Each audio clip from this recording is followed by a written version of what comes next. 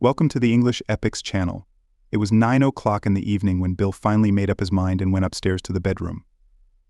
Anna, his magnificent 26-year-old wife, was getting ready to go somewhere with her friends. He wasn't particularly happy when she went out with these women last Friday, but he couldn't and didn't want to accept it. As part of a new weekly routine, she saw the expression on his face and sighed, "You're not going to soak about this, are you?"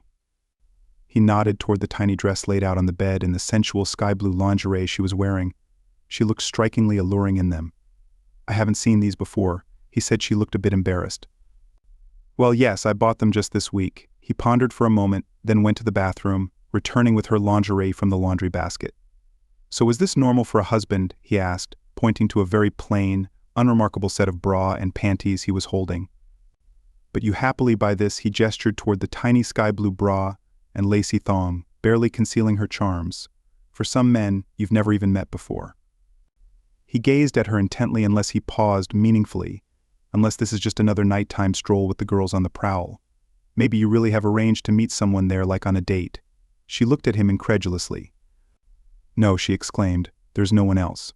How could you even think that?" So he said, ignoring her question and choosing his words carefully, "When you're out with your friends, you never dance with other men, embrace them, kiss them, or allow them to get close to you." "How dare you even suggest that?" she snapped, now angry. "I dared to suggest it because I know more about your friends than you probably realize," he replied. "One single, two are divorced, and then there's you to complete the set. Do you really expect me to believe that when they're seeking casual encounters, they wouldn't try to bring you down to their level? How dare you judge them?" She shouted. "I'm not judging them," he responded calmly. "They're free to make their own choices, as are you." She looked at him suspiciously. "So you're telling me not to go? How can you call that a choice?" "I didn't tell you not to go out. I simply made it clear that I consider it inappropriate behavior for a married woman, and that your girlfriends are getting you into situations that will inevitably end badly for our marriage." "Are you seriously suggesting that my outings with girlfriends could threaten our marriage?" She scoffed. "Don't be so damn insecure. I always come home to you. Why are you so worried?" "I'm worried because you're the most beautiful woman I know. And you go to clubs with single girls whom I don't trust. Add to that excited man and alcohol, and it's a surefire way to trouble." He continued, raising his hand to prevent her interruption. "Our marriage is already at risk because you think this," he gestured toward her near nakedness, "is something your husband should just accept without question. Hey, now it's too late. I promised to meet them at 10, and you're trying to make me late," she said, continuing to apply her makeup. "He decided to make one last attempt. You also promised to respect your husband," he remarked pointedly. "It seems you're comfortable enough ignoring that promise. Or are the feelings of your friends more important to you than mine? What the hell is wrong with you? Don't you trust me?" She snapped. "I'm just going out for drinks with the girls." "That's it now, for heaven's sake. Leave me alone." He sighed deeply. "It's just that I want to trust you, but I refuse to sit at home every Friday night, wondering if you'll take another step or end up accidentally flirting with some guy." "I would never do that." She protested that he interrupted her again. "Gay boasted about her exploits on social media last week. She's one of your friends, and that's precisely what she did. How much time needs to pass before you start to believe everything's fine?" "If I never find out," she just stared at him at a loss for words.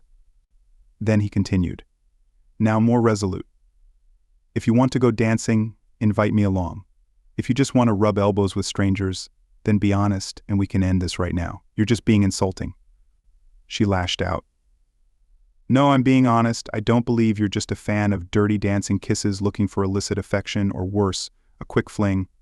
I'm willing to believe you haven't cheated with anyone, but that's the choice. I'm offering you leave or stay. It's up to you. But remember, I have a choice too. If you leave, you can party as much as you want. I won't be here when you come back." So there it was. He had given her every opportunity to understand his feelings, to hear his desire to mend their marriage.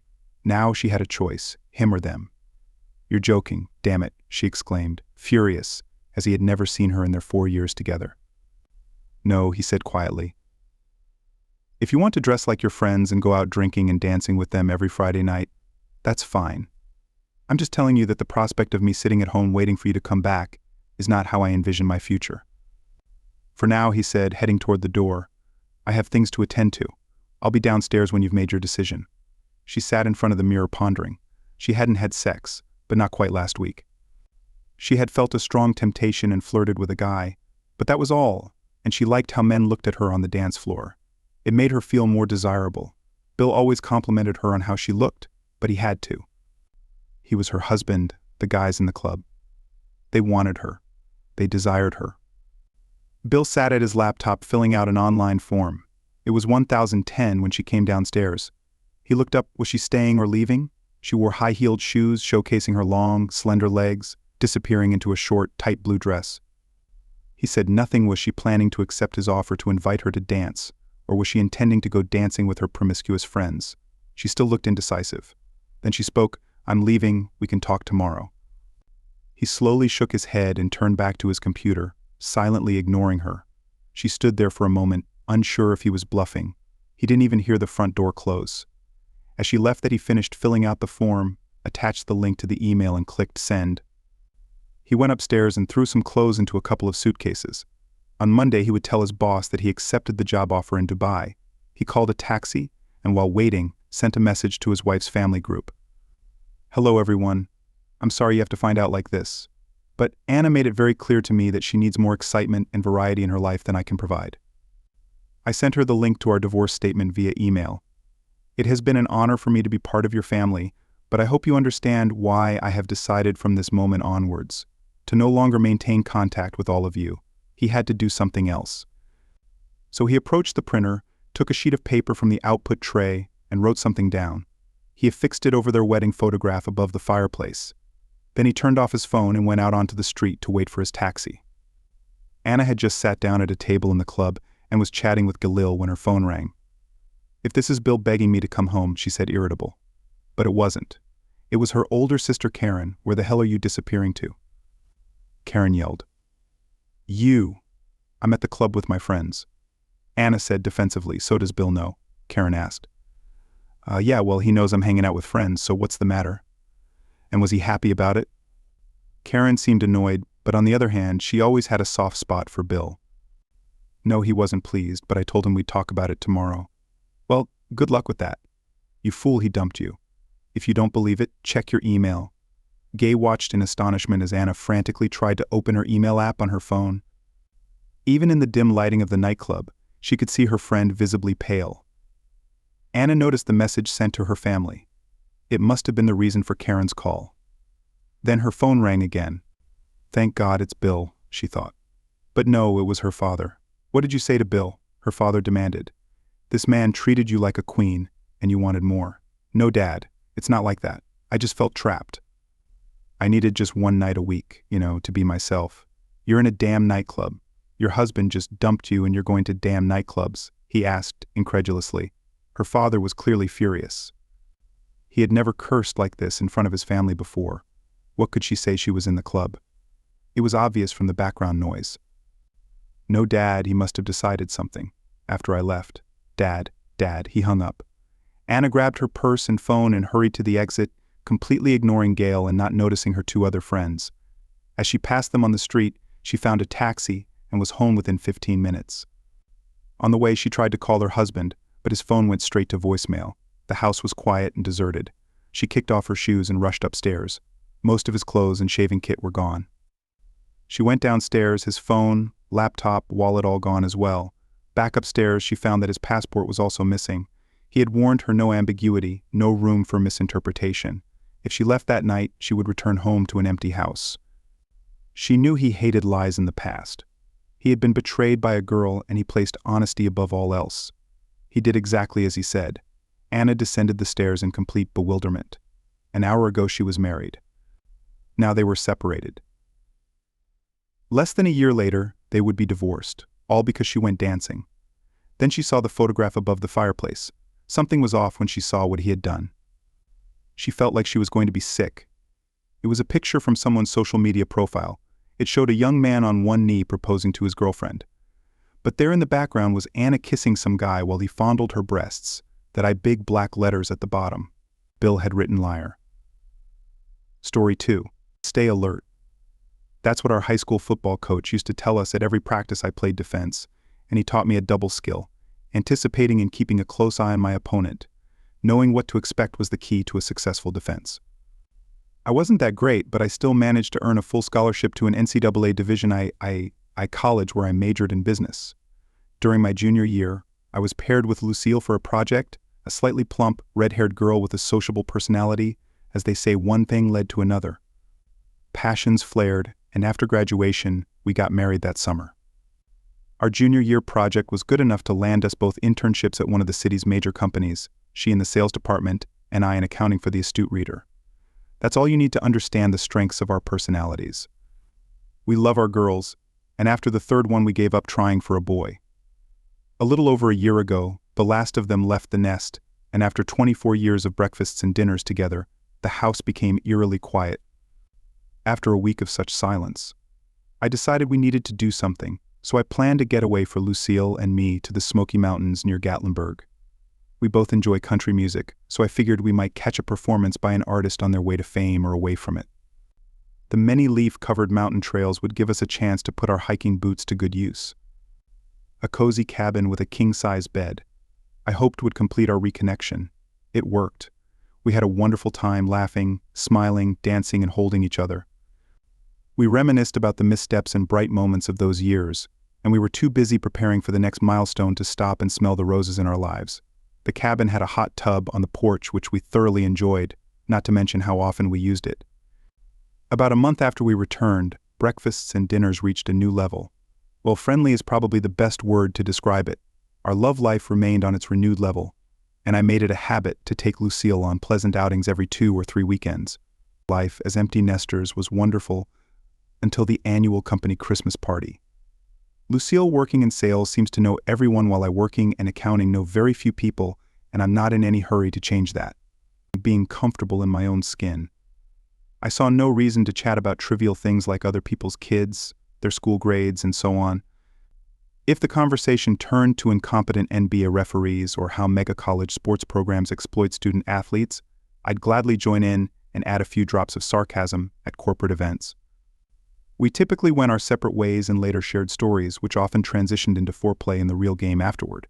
However, something felt off this year due to layoffs, the shift to remote work, and a variety of other reasons. My usual crowd had thinned out. I wandered around glancing at what was going on, secretly wondering which group Lucille was hanging out with. I couldn't find her. I cornered Abby, one of her coworkers. "Have you seen Lucille?" She glanced down and away. No. She was here just a minute ago with Brent and Kevin. Brent Masters is her boss and Kevin is another coworker. Abby's unusual behavior made the hair on the back of my neck stand up. Then the 3 of them walked in from outside laughing, fully dressed and holding drinks in their hands. I tried to convince myself not to jump to conclusions. I caught her eye from across the room. She brightened and headed toward me. "Hey, Duncan." Decided to return to the real world. This was followed by a kiss on the cheek, not exactly the kind of behavior you'd expect from someone hiding something. Actually, yes, I wanted to see how my other half enjoys herself. Taking me by the hand, she led us to a group of sales and support staff, telling jokes. Charming, however, after the party, I began to notice a subtle shift in our relationship. It started with the erosion of what I considered the anchor of our connection: breakfast and dinner. One morning, she skipped breakfast to make it to an early meeting at the office. The following week, it was dinner again, because of some meeting. Our sex life also began to lose its spark. Looking back, I can say this was the thin end of the wedge. By spring, Lucille started disappearing without explanation, or at the very least, spending a lot of time away from home. Reflecting now, I realize how I missed the signs, because it all began so subtly and gradually escalated. In April, she brought home a special quarterly bonus which made it seem almost worth it. Everything fell into place during the planning for Memorial Day weekend. Over dinner, one of the increasingly frequent silent ones, Lucille suddenly spoke. "Duncan, we need to talk." "Yes." "Next week after Memorial Day, the company is hosting a golf tournament for our top independent representatives in Myrtle Beach. I'll be gone from Tuesday until the following Sunday." "Sounds exciting, and where are we staying?" "You're not coming. It's an event exclusively for salespeople, and since you work in accounting, you don't qualify." "I can pay for myself." "You're not planning to spend the entire time working with the representatives nonstop, are you?" "Duncan, you'd be the only spouse there and a distraction." Besides golf, the company has planned several excursions with the representatives, and honestly, it would feel awkward to be the only one with a spouse along. "Don't take it personally, But it would look like my overbearing husband doesn't trust his wife and has to keep an eye on her overbearing husband. I'm not saying that's what you are, but that's how it would look. Is that what you want? Lucille, what about our plans to take the girls to Keys? Oh damn, you're right. I completely forgot about that well, and she shook her head. I'm really sorry, this is a corporate event, and even if I had remembered, I'd still have to go. Can't we reschedule? The girls have already made their plans for the summer. Why don't you reschedule for Brent? It wouldn't be the first time you've gone out of your way for him or slept with him. She leaned back, her mouth dropping open like a puffer fish stranded on land. What the hell are you talking about? I'm talking about how after the Christmas party, you and Brent started having lunch together several times a week, at first with others, but then alone. About how your first meeting at the Pleasant Night Motel happened the day before Valentine's Day. Since then, you've been having weekly sex marathons at various motels, planning to leave me and Sheila, his wife, after Memorial Day, under the excuse of these golf tournaments. Fear, awe, guilt, and surprise flickered across Lucille's face. Where are you getting these crazy ideas? You either forgot or didn't know that Brent is a serial womanizer. That means he's already been involved with several other women in your department. You're just the latest in the lineup. Hell hath no fury like a woman scorned, and to deal with you, he tossed Brenda Thomas aside. Bad move, she's never liked you because you're better than her and you flaunt it. Everyone knows you're the most beautiful woman in the sales department. But Brent became a killer when he dumped her right before Valentine's Day. To climb all over you, she had to spend that romantic holiday alone, rejected and bitter. Still burning with rage over Brent's cold-blooded betrayal. Brenda sought me out during the company's Valentine's Day lunch and spilled everything. You were so caught up with your new boyfriend that you didn't even notice. She brought me up to speed on his tactics, his favorite restaurants, the days he can slip away without raising his wife's suspicions, and his plans for your little excursion. She's in sales too. And she mentioned that after Memorial Day there won't be any meetings with company representatives. I paused. You did know that your pal Brent is married, didn't you, to Madison, who used to compete in beauty pageants? And he has 3 kids, all still in middle and high school. The color drained from Lucille's face. This conversation, I guessed, wasn't going the way she had expected. Tough luck. She slowly shook her head. That I continued. So you didn't know he dumped Brenda, or that he's married and has school-age kids? In a quiet voice, she replied, neither. I didn't know either. Oh, so you arrogantly assumed he was a happy bachelor, and that you were so irresistibly sexy he couldn't keep his hands off you for some inexplicable reason. This charming man just happened to be without a woman and couldn't wait to jump into bed with you. I thought you were smarter than that. Lucille, clearly you have no decency or morality. But imagine my surprise when I discovered you don't even have any brains. I stood up. All right. What do you mean? All right. Throughout our marriage, I've always given you what you wanted. We didn't need such a big house, but you wanted it, so we bought it. The interior. Exactly what you wanted. Your car, your clothes, or vacations. Think about it. Every time we had a disagreement, I gave into your wishes. So fine, you want a divorce. I'll file for divorce tomorrow. Lucille couldn't take it. She jumped up, knocking her chair back, and screamed in my face. Never. I won't give you a divorce. My affair with Brent is blah. Blah, blah. I interrupted. It's just sex. It doesn't mean anything, and you're the only one I love. One cliché about cheating after another. Save your breath. You don't have a choice. When I saw you giving yourself to your new boyfriend, he's not my boyfriend. She shouted. When you let your boyfriend have you, it was over. I filed the papers and got everything ready. Lisa, our eldest, saw me leaving the lawyer's office and cornered me. She knew about you and Brent. I didn't ask how, but she convinced me. You weren't that stupid that you'd end it with him as soon as you came to your senses. So since I still love you, I listened to her and told the lawyer to hold off to wait for you to figure it out one way or another. The papers are ready and waiting for the moment you wake up. Instead, you've decided to destroy 2 marriages, hurt his 3 kids who are still in school, and devastate our 3 daughters. Just to get yourself another man. In other words, you pulled the trigger. Lisa knows. Lucio looked defeated and shaken. They all know Lisa told them they're waiting for me to tell them what you want one way or another. So when are you and Brent leaving? I'm not sure I want to go. Of course you do. Start packing while we're talking. Brent's wife is having the same conversation with him. She's kicking him out today, so he'll have nowhere to go. You've already got a non-refundable apartment in Myrtle Beach, so you can extend your stay there and enjoy it. while figuring out what to do with the rest of your life. Lucille burst into tears. Doctor, 24 years together mean anything to you. Obviously, they mean more to me than they do to you. Adolores, remember you threw them away at the Christmas party. Instead of coming to your senses, you became Brent's mistress until he inevitably moves on to the next one. At least I have enough respect and decency to divorce you before I start looking for someone worthy. Women like that still exist, and I believe I deserve one. What about me? You don't meet the criteria. Thank you for listening until the end. See you in the next episode of English Epics. Take care of yourself and your loved ones. Goodbye.